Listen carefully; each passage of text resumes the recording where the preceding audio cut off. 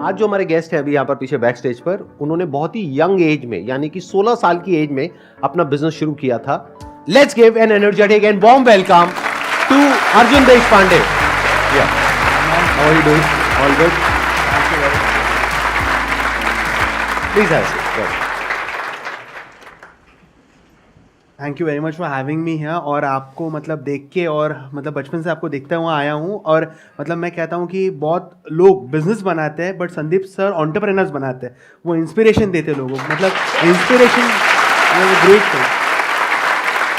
बचपन से मतलब किस एज से, कब से देखते आए हो आप? मैं अराउंड मेरे एज ऑफ 14-13 से मैं दिखता हुआ आया हूँ। अच्छा, और 16 में आपने अपना बिजनेस शुरू किया? हाँ, बिजनेस शुरू किया था एक प्रॉब्लम देखने के बाद में। मतलब बिजनेस करने के लिए मैंने जेनरिक आधार की शुरुआत कभी नहीं की, एक बड़ा प्रॉब्लम सॉल्व करने के लिए। मतलब 130 करोड़ लोगों को आज की तारीख में जो प्रॉब्लम आ रहा है कि मेडिसिन से अफोर्डेबल होने चाहिए, तो वो जब मैंने देखा कि एक बुजुर्ग से अंकल थे 70 ईयर्स के, वो मेडिकल स्टोर ओनर को क्रेडिट के लिए रिक्वेस्ट कर रहे थे और वो मेडिकल स्टोर वाला कह रहा था कि मैं आपको क्रेडिट नहीं दे पाऊंगा, तो वो बहुत एक शॉकिंग चीज़ थी मेरे लिए। और उनके वाइफ को हुआ था कैंसर, तो मैंने उनको कहा कि आपके पास में पैसे नहीं है तो आप क्या करेंगे अभी? तो उन्होंने कहा तो मुझे ये मंथ का स्किप करना पड़ेगा, तो इवेंचुअली उनके वाइफ के हेल्थ के ऊपर असर होगा। तो एज ए यंग किड मैंने जाके जो नेट के ऊपर सर्च किया, जो 15,000 का मेडिसिन जो था MRP, वो जो मैन्युफैक्चरिंग प्राइस था वो केवल 3,000 रुपये थे। So there was a huge difference between the manufacturing price and the marketing price. तो मेडिसिन हमारे लिए वो लग्जरियस प्रोडक्ट तो है नहीं, वो आपके लिए और मेरे लिए एक बेसिक ज़रूरत है, हम सभी के लिए। तो और वो हर एक इंडियन को मिलने चाहिए। तो वहाँ से एक सिर्फ दिमाग में सोच आई, और अगर हम लोग को एक बार विचार आता है, एक सोच आती है, तो वो एज एन एंटरप्रेन्योर हमको वो एग्जीक्यूट करना है। आइडियाज तो हम सभी के पास में, but execution one of the important pillar हो गई है। ऑल ओवर इंडिया में कितने स्टोर्स खुल चुके हैं आपके? अभी 2000 प्लस फ्रेंचाइजीज हमारे पूरी इंडिया में स्टोर्स है एक्टिव। और हम लोग मतलब 150 प्लस सिटीज में, मतलब ना कि सर अर्बन एरियाज में बट छोटे छोटे गाँव में हम लोग आज प्रेजेंस बना रहे हैं। जेनरिक मेडिसिन क्या होती है और ब्रांडेड मेडिसिन क्या होती है, उसमें डिफरेंस पता है आप लोगों को? कितनों को पता है? एक बार हाथ ऊपर करो। 90% ऑफ द मेडिसिन हमारे देश में जनरिक ही है, बट हमारे इंडिया में MNC कंपनीज जो है वो आके उसको ब्रांड कर देते हैं। मतलब 10 रुपीज़ का प्रोडक्ट आज मैं भी वही मैन्युफैक्चर से खरीदता हूँ, बट वो लोग भी 10 रुपीज़ में खरीदते, वो 1000 में बेचता है, मैं वही चीज़ 50 रुपये में बेचता हूँ। So this is the huge difference coming in to the market today. एंड इसके वजह से सीनियर सिटीजन, मतलब मैं आज जहाँ जहाँ पर जाता हूँ तो सीनियर सिटीजन जब सर के ऊपर हाथ रख के कहते हैं कि बेटा आपके वजह से हमारा 10,000 का बिल 2,000 का आया, तो एक 20 साल की उम्र में मुझे लगता है that is one of the important pillar what we all youngsters should work on. Excellent point, बहुत बढ़िया। तो जब 16 साल की एज में आपने अपने घर पे बात करी कि मैं ऐसा कुछ करने के बारे में सोच रहा हूँ, तो आपका क्या बिजनेस बैकग्राउंड है, जॉब बैकग्राउंड है? नहीं, मेरे मतलब मम्मी जॉब बैकग्राउंड से आते हैं और पापा भी मतलब उनका टूर्स एंड ट्रैवल्स का बिजनेस था। तो मैंने मतलब जब मैंने वेंचर की शुरुआत मैंने सोचा था कि ये चीज़ मुझे करनी है, तो अक्सर सी बात है कि हम लोग ने मतलब ऐसे यंग एज में ऐसा कुछ किया नहीं होता है कि वो लोग हमारे ऊपर इतना इसीलिए ट्रस्ट करें। तो एक विचार अच्छा था कि मैं ग्राउंड लेवल पर रिसर्च कर रहा था कि अभी तो मैंने प्रॉब्लम देखा कि 130 करोड़ लोगों को मेडिसिन जो है वो अफोर्डेबल रेट्स में चाहिए, बट मैं पहुंचाऊंगा कैसे, कहाँ तक कैसे पहुंचाऊंगी? 130 करोड़ लोगों तक पहुंचना है तो करोड़ों की फंडिंग लगेगी, और मेरे पास में तो पैसे ही नहीं थे क्योंकि एक अकेला सिर्फ एक विचार था मेरे पास में। तब मैंने क्या किया, मैं छोटे छोटे जो मेडिकल स्टोर थे हमारे आसपास के एरिया में, मैं उनके साथ में जाके कनेक्ट करने लगा। अराउंड 100-200 स्टोर्स के ऊपर मैंने विजिट किया, बट बहुत सारे लोग उतना ट्रस्ट नहीं कर रहे थे कि आप मतलब वैसा मैंने कुछ किया है ना। मेरा पहला स्टोर जब एग्रीगेट हुआ, मैं फर्स्ट स्टोर, उस रात को मतलब मैंने उनके साथ में एग्रीमेंट साइन किया, और उसके बाद में मैंने जाके मम्मी पापा को बोला कि मैंने पहला स्टोर का एग्रीमेंट साइन करके मैं आया और कल उसका इनॉग्रेशन है। तो फिर उन्होंने सपोर्ट किया, फिर वहां से फिर मम्मी पापा को कन्विंस अच्छा, किया। Very interesting. तो आपने पहले सीधा जा करके अपने घर वालों को नहीं बताया? नहीं बताया। या फादर मदर को कुछ हिंट तो दिया होगा जब आप इन स्टोर ओनर से बात करने गए थे? मैंने नहीं दिया, मैं उनको कहता था कि मतलब मैं मेरा तब क्या बोलते थे, मैं कहाँ जा रहा हूँ? मैं मतलब कॉलेज जा रहा हूँ, 11th-12 मेरा जस्ट 10th हो गया था, 11th-12 चल रहा था मेरा।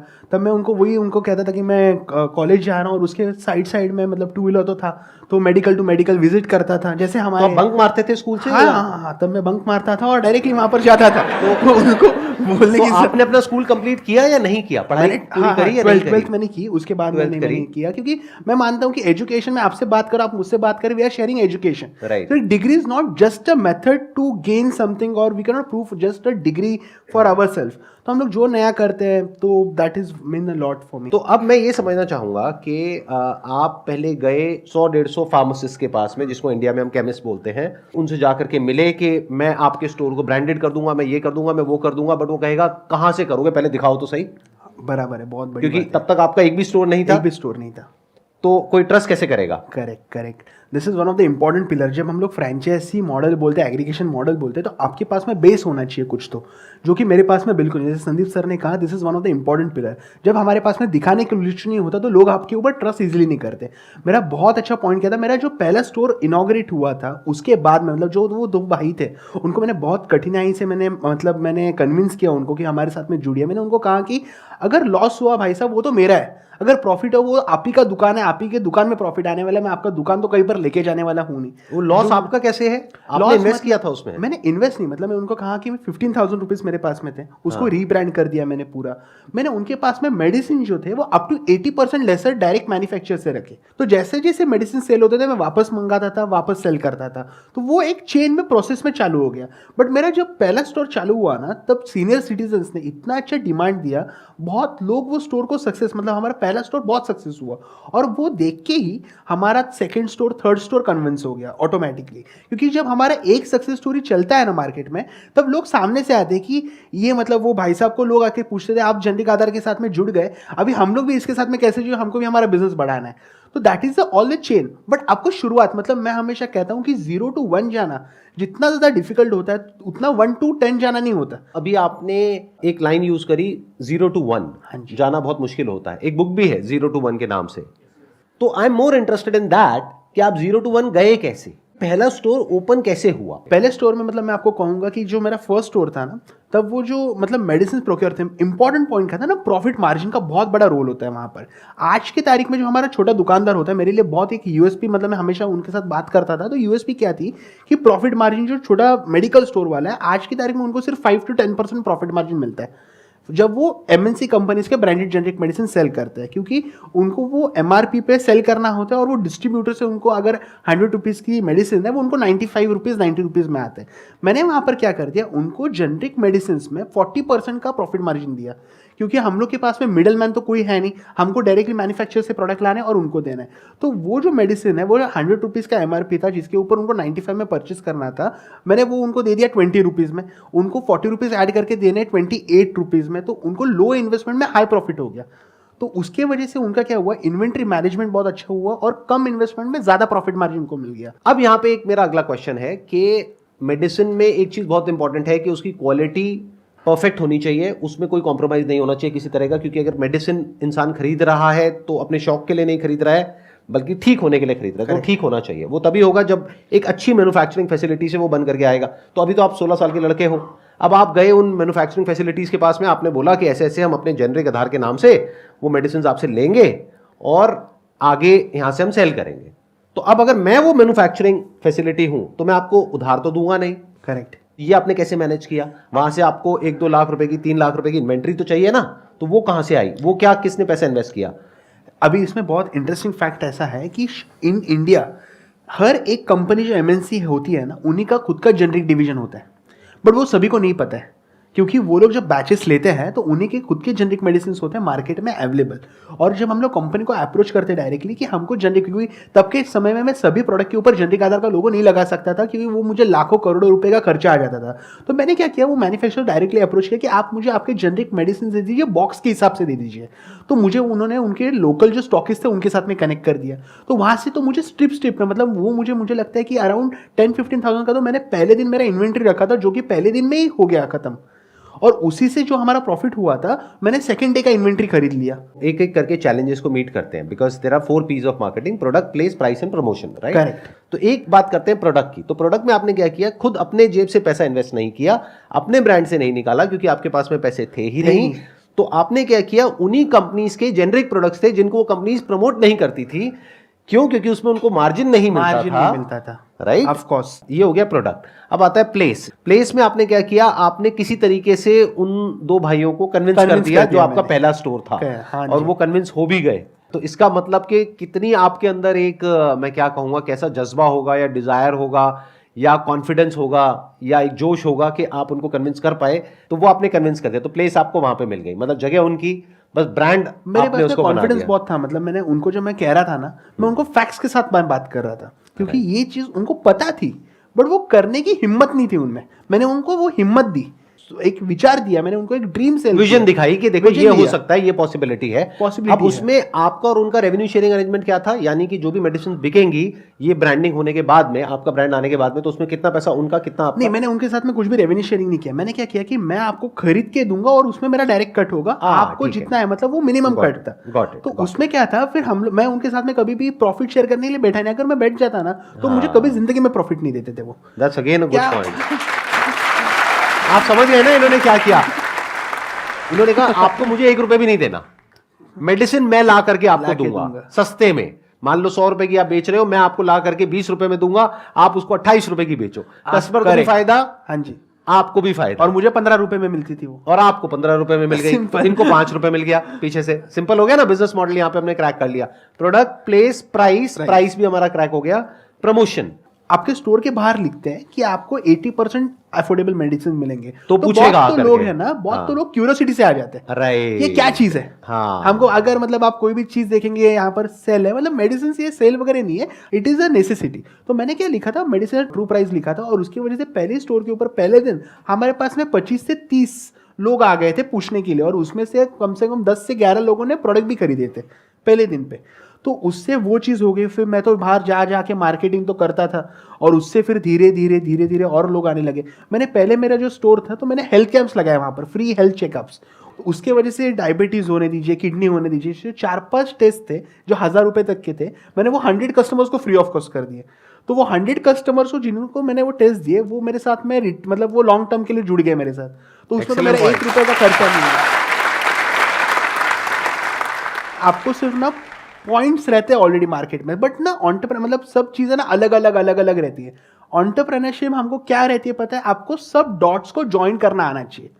अगर आपको डॉट आपने ज्वाइन कर दिया, इसका डॉट यहाँ पर, इसका डॉट यहाँ पर, तो आप बिजनेस बना सकते हैं।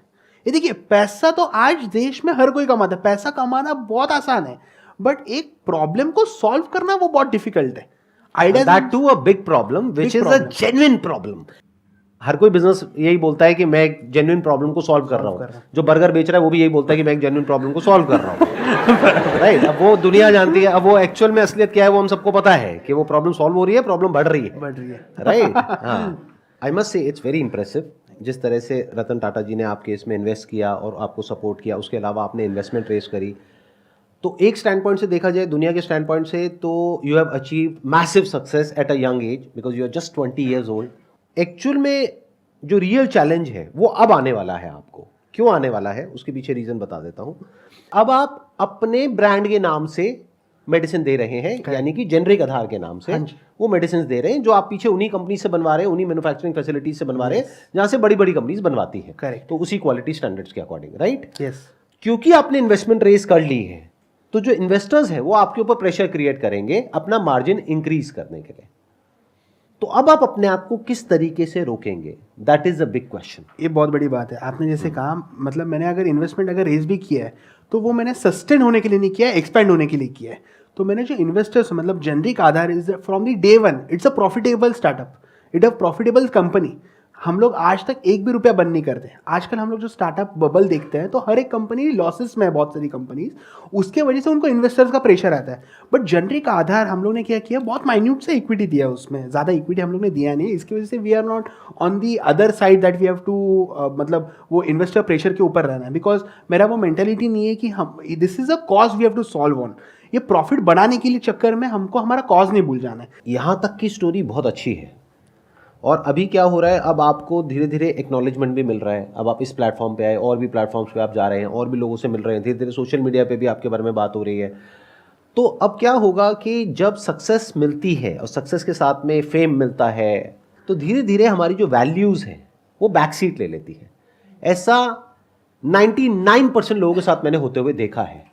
तो मेरे स्टैंड पॉइंट से अगर देखा जाए तो आपका सबसे बड़ा दुश्मन कोई और नहीं होगा, आप खुद होगे, क्योंकि आपका जो माइंड है उसके अंदर desires, greed, envy, jealousy, anger, frustration सबके अंदर होता है। मेरे अंदर भी, आपके अंदर भी, हम सबके अंदर है। तो जब वो हावी होता है तो इंसान का दिमाग पलटने में 1 सेकंड लगता है, बराबर है। तो वो आज नहीं तो कल पलटेगा। तो आप कैसे रुक पाओगे अपनी वैल्यूज पे? क्योंकि अगर आप अपने ब्रांड से बेच रहे हो तो किसी को नहीं पता कि आपका मार्जिन क्या है। और अपने मार्जिन को बढ़ाना आपके लिए बाएं हाथ का खेल है। तो अब क्या होगा कि फ्यूचर में आप खुद धीरे धीरे आप देखोगे कि आप खुद एक फार्मा कंपनी बनते चले जाओगे। एक थॉट से, एक आइडिया से एक शुरुआत हुई थी। तो इसको प्रोटेक्ट करने के लिए what we need is we need a very strong commitment from your side. If you're not ready to give that kind of a commitment, that's absolutely fine, that's your call, but I'm putting you in a hard spot कि अगर इस platform पर आप एक commitment दे सको तो ये problem हमेशा के लिए सॉल्व हो जाएगी और लोगों की। यानी कि एक मेडिसिन का प्राइस होता है X, जितने में वो मार्केट में बिक रही है, उसको हम बोल सकते हैं एवरेज प्राइस। क्या ये आप कमिटमेंट दे सकते हो पब्लिक प्लेटफॉर्म पर लोगों को कि हम ये जो average price of branded medicine है उससे इतना परसेंट तो ऑफ होगा ही होगा? कमिटमेंट अभी भी मैं देता हूं और ऑलरेडी मैंने दे चुकी है 50% टू 80, 50% के नीचे 49% भी नहीं, 50% के नीचे ही हम लोग डिस्काउंट तो फिक्स देने ही वाले हैं, 50 टू 80। और मैं आपको कहता हूँ 70% मेडिसिन ऐसे जिसमें हम लोग 80% डिस्काउंट देते ही देते हैं। तो आपने जैसे कहा कमिटमेंट, तो वो तो डेफिनेटली 50% तो हम लोग देंगे ही देंगे। मतलब 100 रुपये का चीज़ है मार्केट में, वो हम लोग 50 रुपये में देंगे, मतलब देंगे। और वो अगर हम लोग है तो 20 रुपये तक देंगे हम लोग। So that is 100% for sure from my side. Excellent point ji. You need guts to say that. और मैंने ये क्यों किया मैं आपको बता देता हूं, क्योंकि जो आप काम कर रहे हो ना, that's like a dual edged sword. क्योंकि आप एक बहुत बड़ी प्रॉब्लम को सॉल्व कर रहे हो इस वक्त। मतलब आप खुद क्या कर रहे हो वो अभी आप खुद भी नहीं जानते हो कि ये कितने बड़े लेवल पे कितने लोगों का भला हो सकता है इसकी वजह से। सो आई वांटेड कि मैं ऐसा कुछ करूं कि आपके ऊपर एक जिंदगी भर के लिए प्रेशर क्रिएट हो जाए कि अब मैं 50% ये एक तरह से लक्ष्मण रेखा हो गई कि इसको हम लांग नहीं सकते, नहीं तो जनता छोड़ेगी नहीं ना। हाँ, तो ये जरूरी है, क्योंकि क्या होता है, नहीं तो ये जो ग्रीड है ना, ये एक बार शुरू हो जाए ना खेल, एक बार, तो वो कैसे स्नोबॉल इफेक्ट बनता है कोई सपने में भी नहीं सोच सकता। आप लोग अगर अपने माइंड में कभी झांक करके देखेंगे ना, आई एम नॉट श्योर आप में से कितने रेगुलरली मेडिटेशन करते हैं या नहीं करते हैं, बट अगर कभी आप झांक करके देखेंगे अपने माइंड में, ऐसी ऐसी चीजें आपको दिख जाएंगी, ऐसा ऐसा कुछ दिख जाएगा कि ये कह लो जो पूरी जो ह्यूमैनिटी है उसका जो माइंड का स्ट्रक्चर है, माइंड की जो प्रॉब्लम्स वो आपको सब यहाँ पे नजर आ जाएगी। Greed, envy, jealousy, anger, frustration, depression, anxiety, सब कुछ नजर आएगा। तो है सबके अंदर, लेकिन क्या रोकता है हमको वो गलत काम करने से? वो है जब हम पब्लिक में आकर के कुछ बोल देते हैं, वो हमको रोक सकता है। कुछ ऐसा बोल देना होगा, कुछ ऐसा कर देना होगा कि आप उससे पीछे ना हट सको। वही आज यहां पर हुआ है, जो इन्होंने बोल दिया है कि 50% टू 80% तो रहेगा ही। मतलब मिनिमम एक बेंचमार्क आ गया, 50% तो रहेगा ही। क्योंकि जिस दिन जेनरिक आधार के मान लो 10,000, 20,000, 50,000 स्टोर्स खुल गए पूरे इंडिया में, गली गली में दिख रहा है, और प्लस इनको खुद का एक इतना बड़ा ब्रांड बन गया, तो ये खुद एक फार्मा कंपनी से कम नहीं है as far as turnover is concern. इनकी टर्नओवर भी 10,000 करोड़, 20,000 करोड़ पहुंचने में टाइम थोड़ी ना लगेगा। तब ये अपने आप में एक बहुत बड़ी एक monopoly kind of a situation create कर देंगे, जहां पर के लोग ट्रस्ट करेंगे जेनरिक आधार के ऊपर।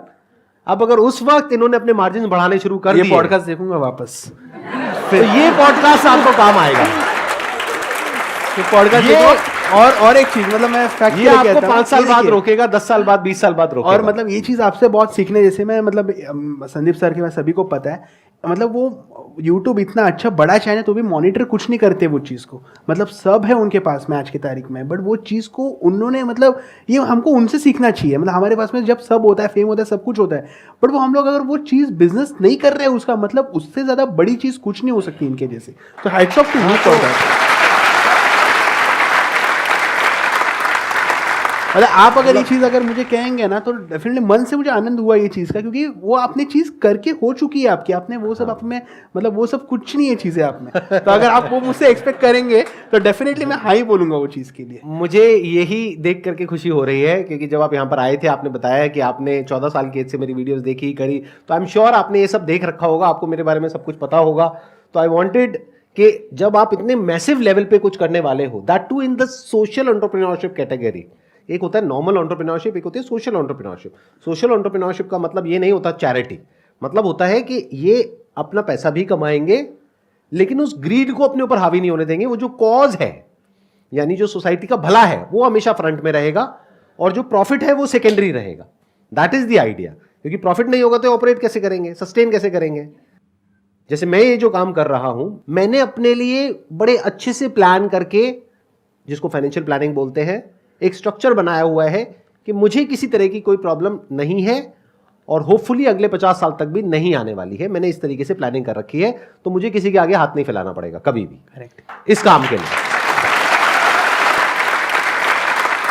The problem with this work that I am doing is कि the moment I ask someone, चाहे वो ऑडियंस हो, चाहे वो कोई इंसान हो या कोई ऑर्गेनाइजेशन हो, उससे मैं बोलता हूं कि भाई मुझे पैसा दे दो ये काम करने के लिए, बराबर है। तो उनकी शर्तें आ जाएंगी। शर्तें आ जाएंगी। वो कहेंगे कि ठीक है हम देते हैं आपको 10 करोड़ रुपए, 20 करोड़ रुपए, बट अब आपको ये करना पड़ेगा, अब ये इलायची बेचनी पड़ेगी। तो इलायची मैं खाता ही नहीं, मैं इलायची क्यों बेचूं? I don't like elaichi. Thank you so much for coming, it was pleasure meeting you, pleasure talking to you, wish you all the best. आप बहुत अच्छा काम कर रहे हो, I must say that, and keep doing it. Big round of applause for him.